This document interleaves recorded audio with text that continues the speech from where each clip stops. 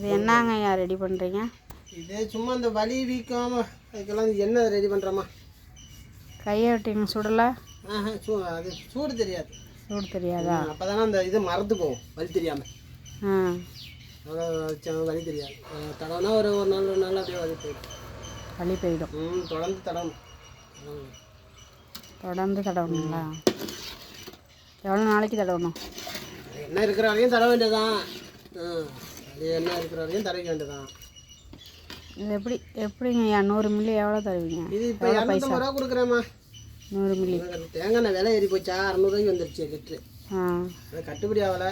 முன்னாடி 250 ரூபா கொடுத்தா அதே 250 தான் கொடுக்குறேன் இப்போ. சரி.